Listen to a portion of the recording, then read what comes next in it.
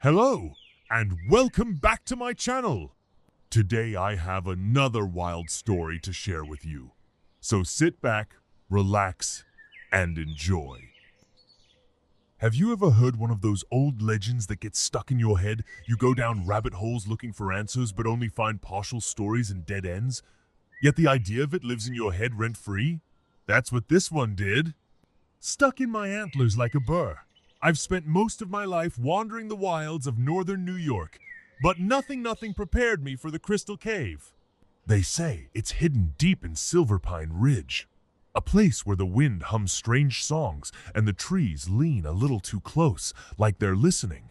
Some say there's a crystal inside that holds the wisdom of the stars. Others say the cave's cursed, that once you go in, you forget what you came for. I didn't believe it. Not really. But one frosty morning, I found an old map tucked inside a hollow tree, rolled up tight and crusted in ice. There was a note on the back. It read, "The light beneath the mountain is not for the faint of heart." That was all I needed. Roscoe, my raccoon friend grumpy as a goose in July, tried to talk me out of it. Caves?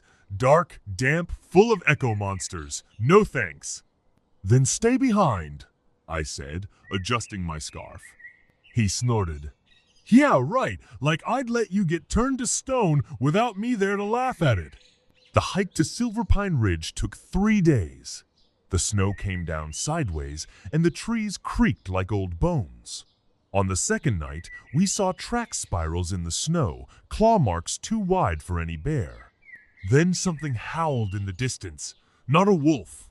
Not quite. Day 4, everything went quiet. The kind of quiet that presses in on your ears.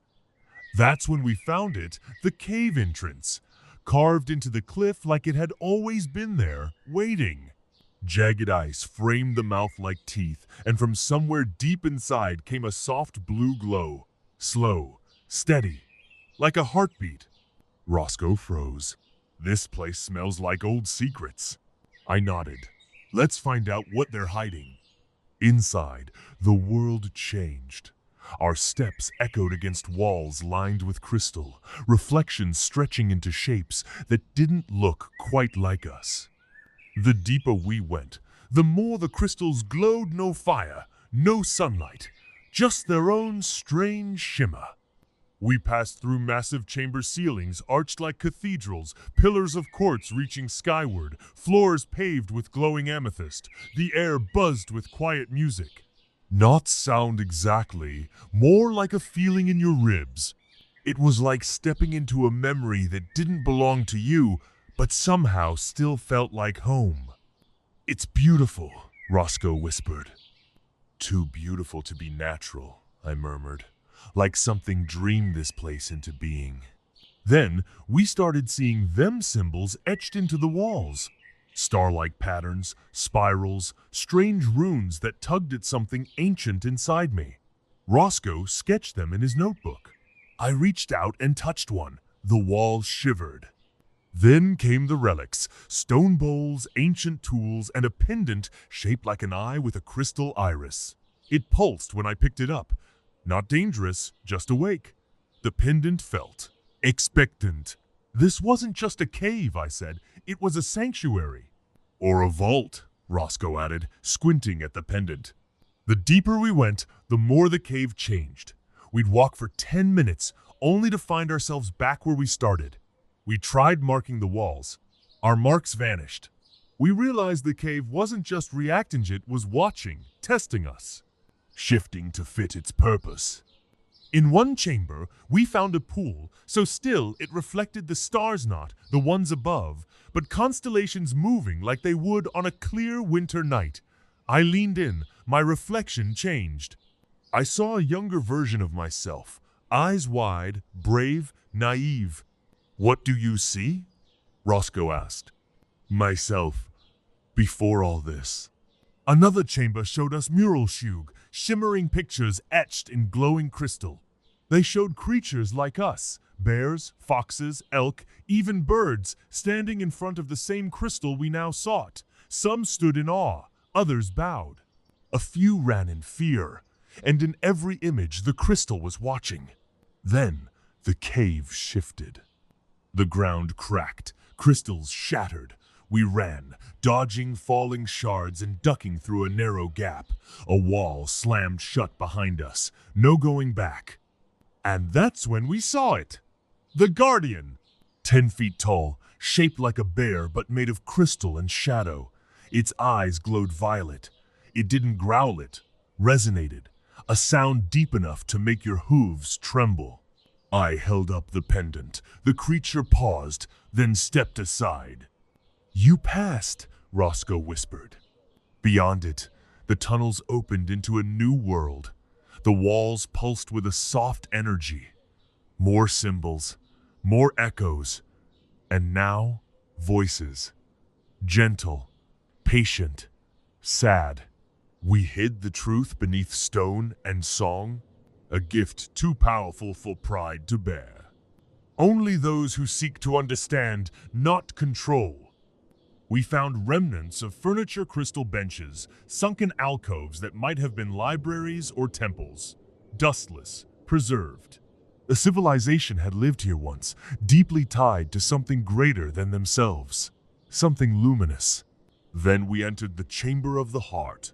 It was huge round, silent, filled with pulsing light, and in the center stood the crystal, tall as a tree, glowing like the northern lights, but more than that, it sang.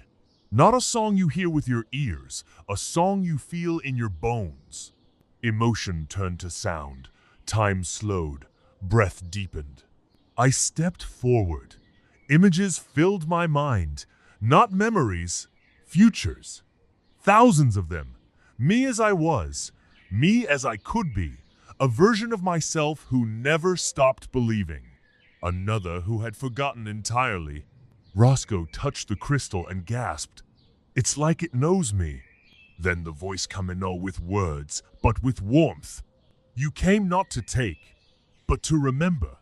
And I did. I remembered what it felt like to trust myself, to be curious, to explore without fear. I saw the history of the cave built by a civilization long gone. Not to hide something, but to preserve it. A beacon for the worthy, a test for the lost. The crystal didn't give answers, it gave clarity. It showed us things show everything is connected, not just by light, but by intention. How even a quiet moose from the forest can carry a story that echoes across centuries. How purpose can be simple, but never small. We stayed there a long while, not talking, just breathing, being. When we left, I placed the pendant at the base of the crystal. It pulsed once, brighter than before, then dimmed. As we walked out, the path lit up in front of us.